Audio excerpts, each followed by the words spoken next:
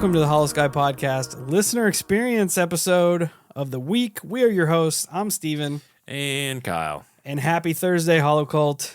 Only one more day to the weekend. Let's go. We are here to try to give you that final push to get through the work week. That sucks.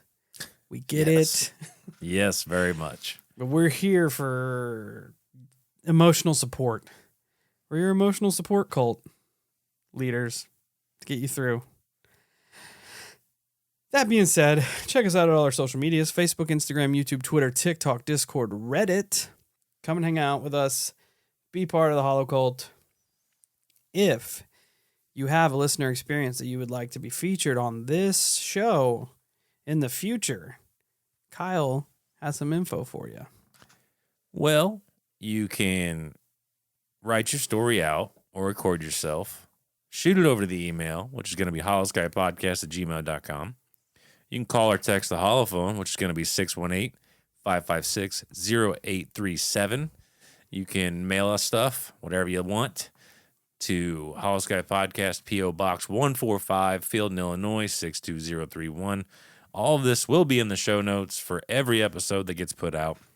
Also, flood us with your stories so we can keep this little thing going. All of them. Yeah. Take the time out. Take a couple minutes. Relive that miserable experience. Or awesome experience. And then shoot it over at us, please. That way we can talk about it and also do very important work of logging it so it doesn't get lost to the ether. That's what we're here for. Yeah. We're here to be the mouthpiece for you all to get your stories out there. Because we know the stigma and the taboo behind experiencing something that is unexplainable. Because if we could explain it, then it wouldn't be unexplainable. This is true. Then we wouldn't exist. It'd be explainable. Yeah, this is the way. It wouldn't be paranormal, it'd be normal. Yeah, we don't like that. No, there's nothing to talk about. But we'd have to restructure our lives. Yeah. My conversation would be way different. Yeah.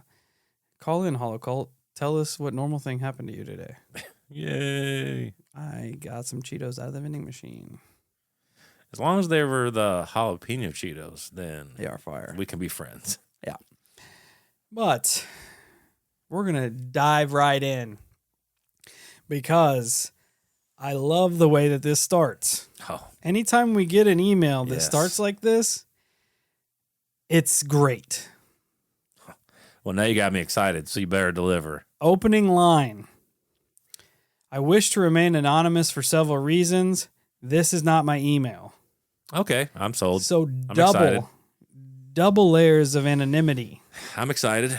They want us to keep it hush, hush, anonymous, but then they also didn't trust us to keep it anonymous, so they used a different email. I do like that. I get it. Paranoia at its finest. I get it, and I don't blame you. I wouldn't trust us either. Exactly. And just because you're paranoid does not mean they're not out to get you. Oh, 100% agree. Just saying. 100% agree. Let's dive in. Let's do this. This will be two parts of one memory of that night, and the second experience that returned later. Please excuse my punctuation. We can do that. I'll work with you. Yeah, my punctuation sucks too, so. In 2011, I was working as an independent contractor, handyman stuff mostly, but I had a few big contracts going at the time. One night in June, I was up late playing video games, one of the Forzas, I believe. I'm a bit of a night owl, if you can't tell by the time this email is being sent. I'd shut the game off and was sitting in the quiet, dark living room, unwinding from the game and getting ready to go to bed. I'm unsure of the time, but I'm guessing around 2 a.m. or so. I started hearing this loud noise, like a single-engine aircraft landing on the house. Not unusual, as I live not far from the Bethalto Airport. It's common to hear during the day, but I've never heard it at night. I got up and went out on the porch to see if I could see anything. Nothing. The noise was still loud, so I went back in the house, looking out the back door, and still nothing. No lights, no fiery plane, nothing. Disappointed, I went back inside. While taking a leak, I looked out the bathroom window. The noise was still there, and it was just as loud. I looked out my bedroom window, and the noise was gone. There was a bright flash, the kind that consumes everything. I woke up a few hours later, screaming, drenched in sweat, and terrified.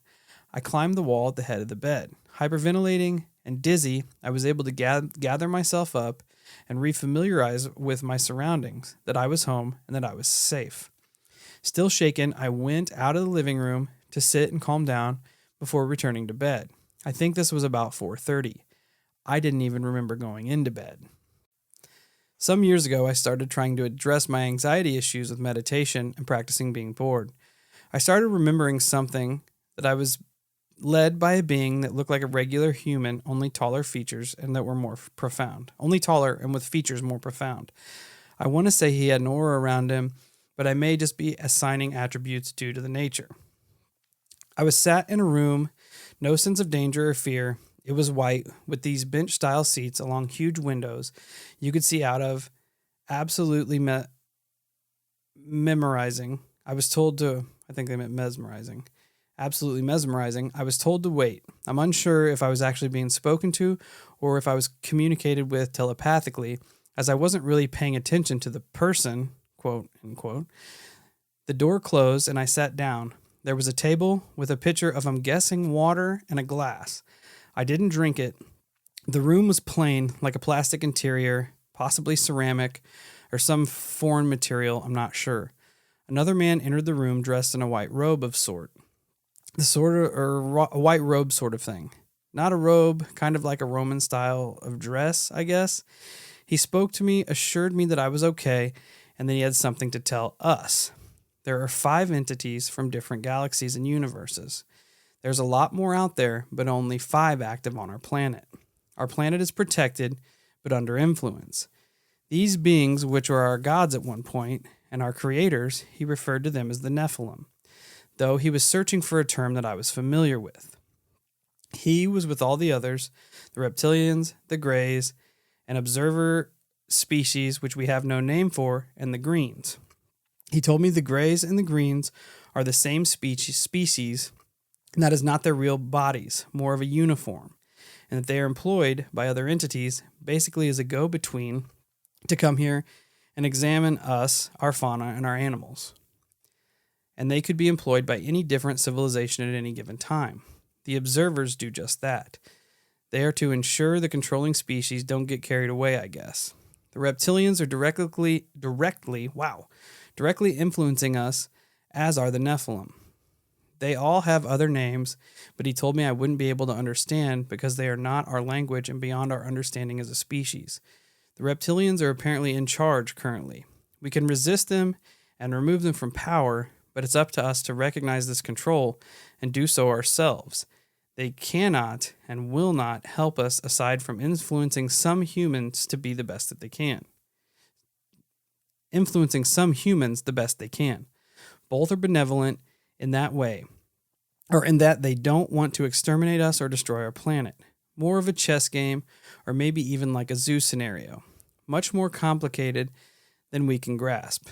His message was this: we are on a course of self-destruction, not through global climate change, as the Earth will simply shake us off at its will.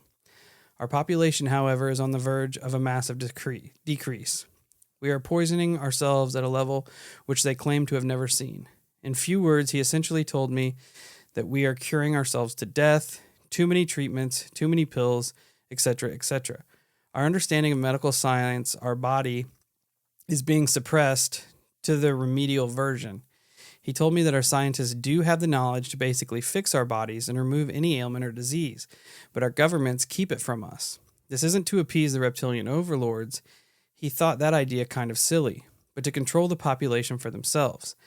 Then he gave me a warning and told me to do with it what I will. Our pursuit for the stars and other planets is putting us at risk of the attention from outside entities, ones they are unsure would be understanding or even care that we are to be preserved. We are not advanced enough, and our rudimentary practice of just kind of lobbing metal into space on a best-guess scenario will not sit well with these other entities, even those that would generally not be a threat. We have a long way to go before we should be reaching for other planets. Some would find us as a plague and wish to stop the spread. We are violent and dumb and consistently trying to destroy ourselves, which they have not allowed, and as of this message, will not allow us to. And we have tried several times. He told me of a bomb that was constructed in South America in the 60s that would have set off a reaction that would have had global consequences had it not been disarmed under our understanding of these things. It would have been disarmed. Our understanding of these things is so backwards that they were certain we could never correct and not be able to reproduce again. Our mathematics, our physics are all missing key things that we have not yet discovered. He told me there were others with the same message, but people have trouble remembering the encounter and that some are simply afraid to come forward. So they tell people when they find the opportunity in hopes that someone comes forward. It was a very calm conversation. He made me feel comfortable, and again, there was no sense of danger at all. And that's it. That's my story. I paraphrased, of course. My memory isn't that good, and I'm certain I've lost a lot of meaning and a lot of the conversation itself. Love the podcast. Love that you're local. Keep doing what you do. Whew. Anonymous. That's a heater there, boys. Bro. I caught that he was local, too. Yeah, when he said Bethalto Airport, I was like... Yep. So 2011. I'm trying to remember if I remember anything weird in 2011. I don't, but very interesting information, to say the least. Yeah. There's a lot in this email that we have. I would have probably been merchandising the Schnooks there in Bethalto in 2011. I have no idea where I would have been, probably roughly around the same thing. But, man, it's, I'm not saying that it doesn't make sense. Because Oh, no. it does.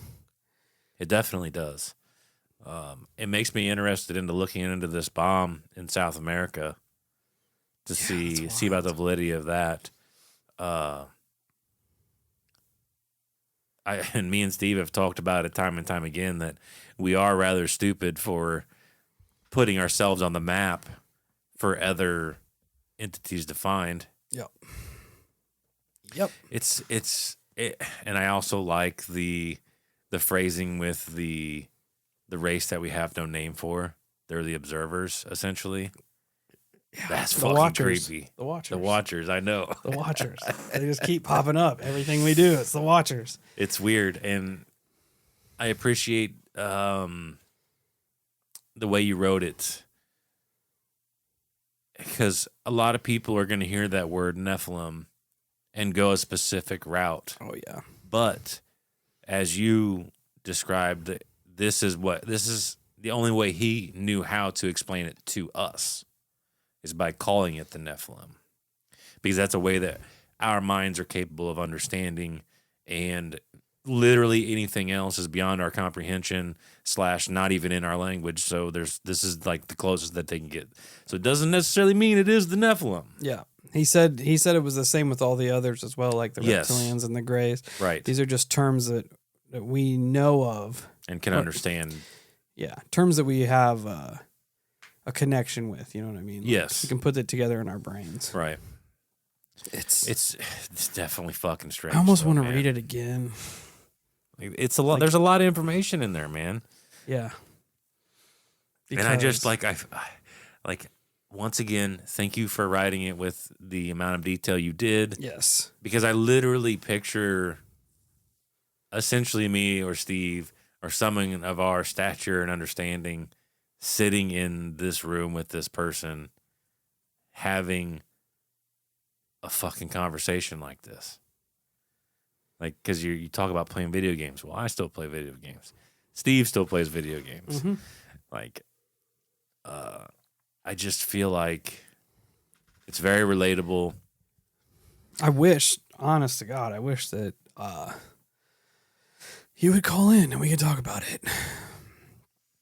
Really. I know that you want to be kept anonymous, and I know that's a lot. That's a lot for us to take in. Hearing the experience, I can't imagine having that. Like, that's a huge responsibility having that put on you. Oh, absolutely. You know, and especially when they said they're here to get the message out as much as possible, but nobody remembers it, which is bizarre. It's almost like the act of for lack of a better term, abduction is so traumatizing that people just block it out. Yeah. Like our consciousness just says, nope, not dealing with that right now. Not dealing with these guys right now. Yeah, and there could be a million reasons for that too. I mean, there could be theoretically reptilian things put in effect to cease this. I mean, because obviously if these quote unquote reptilians are our overlords for the time being, and that these observers, whomever they are, they're just, it's weird because they're just letting us play out. Yeah. Like they're like, hey, if you decide to shit stomp the reptilians, we're cool with that. They just But don't want us to kill got ourselves. you guys got to figure it out on your own, which I can also appreciate. I really can. I just wish that like if me or Steve was having that conversation, like I would be extremely interested in how we have the ability to completely heal any of our ailments. And I'd be like, no, you just can't stop there. Like you're gonna have to give me some meat to this, because like I don't give a shit about what are these grays and these greens. Let's go down this road for a minute. I want to figure this shit out, because this is super important for the betterment of all mankind. You talk about, but then again, they can only influence. They're not off. And it's so fucking weird because, like we talked about, I think it was on the night shift. Was it on the night shift? We talked about Constantine and how he sees these. They're in the movie. They're halflings. They're angels and demons, and they're not supposed to directly influence or directly interact with the humans. They can only influence. Yeah. And it's just weird that it's put in that same context of you explaining this from that entity, which is it's weird in the grand scale because you hear this iteration of story in different stories, how there are these factors. Each side is able to influence, but nobody can directly cross this line for us to, I guess, essentially find our path in life. And it's just weird that you hear so many different iterations, almost like there's a little bit of fire to the smoke. Oh, yeah. Yeah. And it could fall right back in to it's this same species, whatever this main one was putting the message out, passing it to people, but people only remembering little snippets of it. So you get these tiny little portions from people that as we're reading this, we're like, oh, we've heard this here. We've heard this here. Right. We've heard this over here. Well, that could, to your point, that could have turned into the writers. It could have hit on a creative note and him be like, man, I got this really good idea to write for Constantine. Like how he can see these halflings. Like there was a fragment of that conversation that was stuck in his brain, but it sparked a whole different story time. You know what I mean? Like, I do like that. I like that. And then like you said, some people are just flat out scared to come forward. Yeah. So my question to you would be, and feel free to answer or not, but have you ever come forward prior this? Have you tried spreading that message before? And what made you decide to now? Yeah, good question. Because, I mean, this experience happened almost 15 years ago. Yeah. Another thing I like that he talked about the grays, I wish there was more description behind the greens, because we all know what a gray is. Yeah. But he said that they're more of a uniform. It's not their real bodies, which you hear a lot about the grays not being an actual, like what we think of as a biological entity. Right. I was just diving down this story of these U.S. soldiers in Vietnam that got into a firefight with essentially a craft full of grays. And the soldiers said that their bodies were almost impenetrable to bullets. Oh, that's They scary. said the only way that these things could be put down were headshots. Because they said they would shoot it in the body and they would not die. That's weird. I was hoping you were going to say swords. Well, how did old boy? He was hacking heads off, right? Yeah. So Yeah. um, Yeah, because he stated his gun wouldn't work on it. So yeah, it's weird. it is weird. It's weird that things link up. Man, this was a heater, bro. I don't. And it does. It touches on certain things that you have heard before, to a certain extent, from other people with these warnings that they're sending us. The healing aspect is kind of a new one, but it makes sense in the time that we're in. Every 2 weeks now, you hear of some other big bad disease that's coming across the world. So, I mean, there's probably fire to that smoke as well. Like Kyle had touched on, dude, we are nowhere near prepared to be lobbing giant, hey, here we are messages into the unknown. Because old boy said there's only 5 species on our planet. And he said, there's some out there you don't want knowing that you're here. Well, it's also crazy to sit and think that there are, I don't even know how to go about explaining this properly, but like different, and I get it in the grand scheme of things. It's like, places on our planet, but like there's these set rules. Like, because whoever's talking to him says there are other entities out there that may not give a shit that you're protected. Yeah. And come and just basically whip our ass.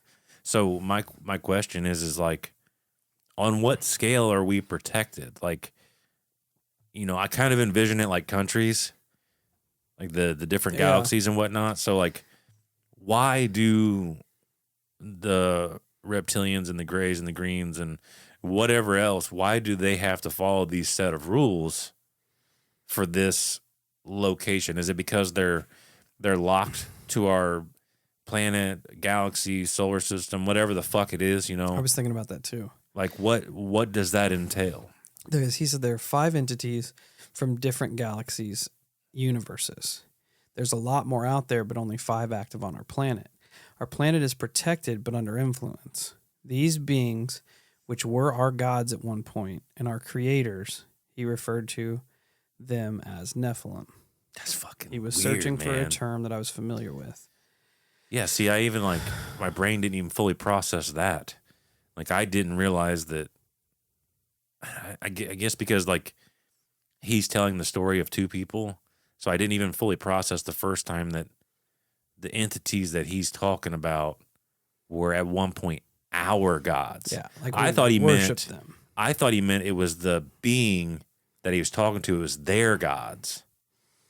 I'm not, you know what I mean? I got confused. Yeah. These beings, which were our gods at one point. I think he's talking about human. That's kind of what, like when you read it again, that's kind of where my brain fell and as well. Our creators. It's fucking, it's heavy because it also makes you think of the Anunnaki and like that creation story and I don't know, it has these, like you said, these familiar puzzle pieces that click around. Yeah, dude, and it's so crazy to think that this happened not far from where you and me live. Yeah, and all these things make sense when you take into consideration these other experiences we've come across. Like he talks about the grays and the greens being here to just examine our fauna and flora and fauna.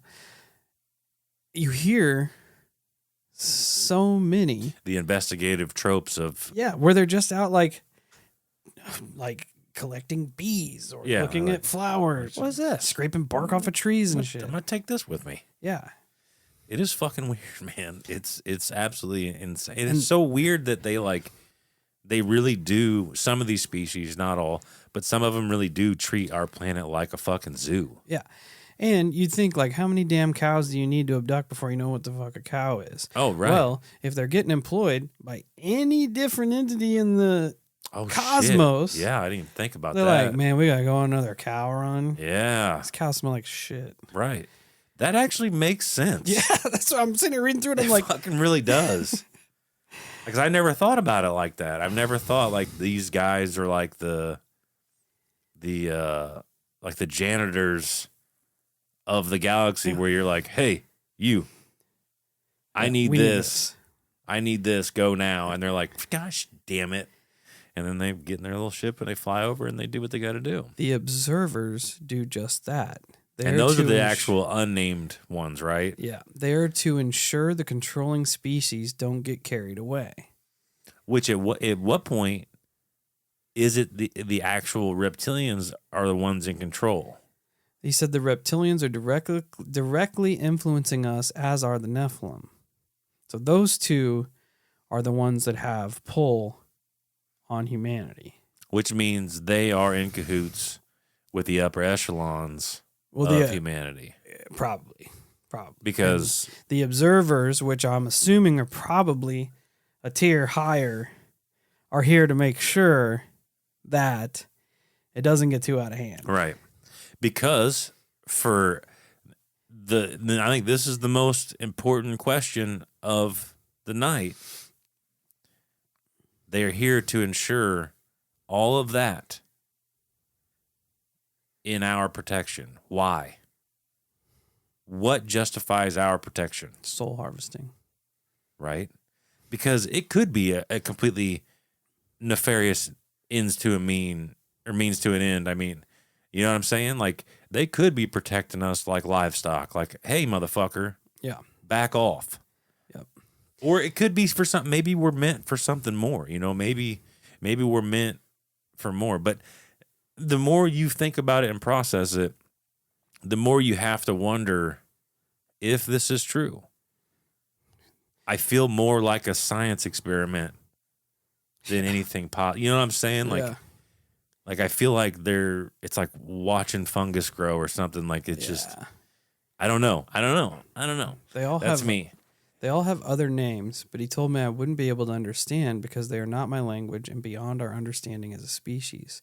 The reptilians are apparently in charge currently. We can resist them and remove them from power, but it's up to us to recognize this control and do so ourselves. They cannot and will not help us, aside from influencing some humans the best they can. Both are benevolent in that they don't want to exterminate us or destroy our planet. That's another thing. What makes more like a chess. Where's the picking process for each individual? You know, who gets picked and why? That's a great question that needs to be fucking answered. So the Nephilim and the reptilian, dude, it's exactly like the Anunnaki. They're like, God, where the hell did I hear that? It's almost like old Sumerian, where you have it's probably Nephilim. It probably has been around for generations. If what this guy's saying is true, you have the tier that's like above ground and the tier that's below ground, and it's the Nephilim and the reptilian, and they're constantly battling for influence over humanity, which in, like, if you put a Christianity context to it, you have angels and demons, good and evil, battling for the influence over humanity. Right. And it brings up a valid point of things that we have brought up time and time again, of how different cultures throughout the world, our understanding, even with, like, I think we even bring it up with the Bledsoe stuff, like how our understanding is finite in this way of, like, what I might call a gray, you might call a demon. However, it's literally the same. Yeah. We just have different descriptive things for them. You know what I'm saying? Like, so, and I know Ed has brought it up several times with us, and that's what a lot of us need to take away from this at the very least, is that you need to pay more attention to the precise descriptive factors of these beings versus the names of these beings. You know what I mean?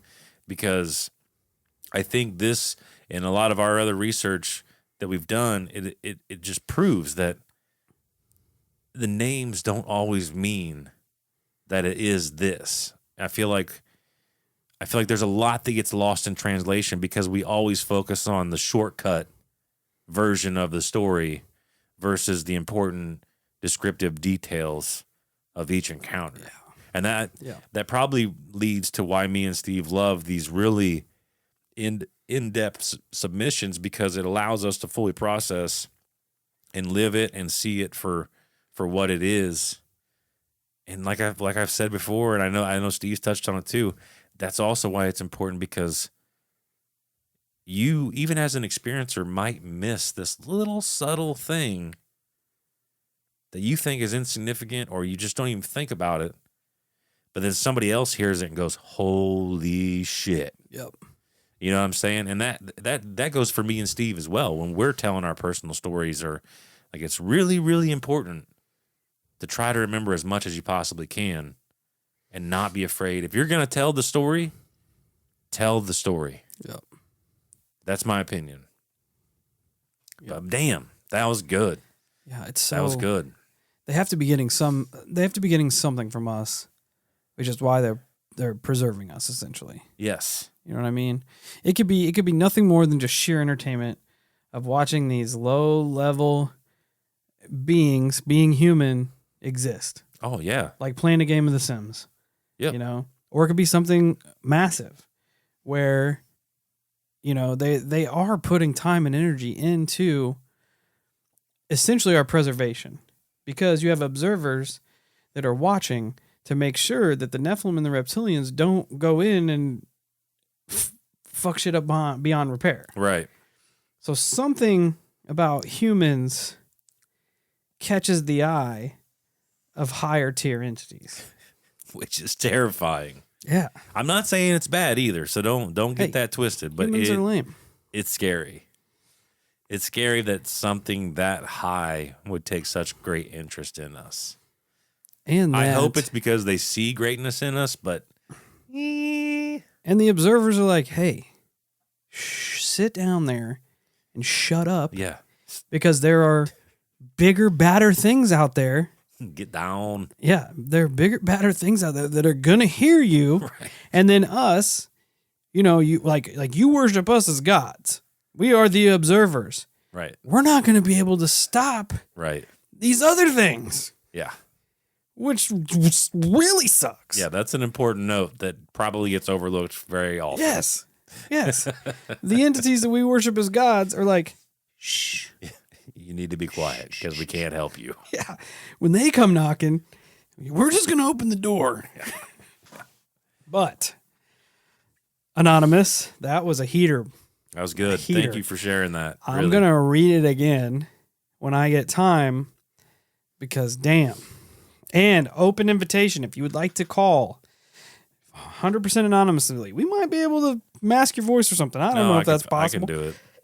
Kyle can make you sound like Snoop Dogg. Yeah. Maybe not that good, but Kyle can't make you sound like Snoop Dogg. We can figure something out. But I would love to hear it like directly from you, because I don't do anybody any justice reading their stories on here, and I apologize if I butcher things, but I'm not that good at reading. You know, it is what it is. And I would love to be able to ask you questions, and like, because all me and Kyle can do right now is just kind of spitball what we think from the context that you gave us. Yeah. I'd love to be able to ask you questions on the fly and kind of like hear your take from the experience, I guess. But again, thank you so much, Anonymous. It's dope that you're local. I feel like we don't have that many local listeners for some reason. No, we don't. Yeah, it's strange. It's strange. Illinois is not even the top downloaded state. It's not even the top 2. It might be in the top 3, but yeah, I don't know. We need some more local love. Come on. Big facts. Get it. That being said, check us out at all our social medias: Facebook, Instagram, YouTube, Twitter, Discord, Reddit, TikTok. Did I forget that? Maybe. Search up the Holosky podcast. Come be part of the Holo Cult. You know the deal. Until we meet again, stay safe, stay weird. And the Acacia strain tried to warn us a couple years ago that our only sin was giving them names.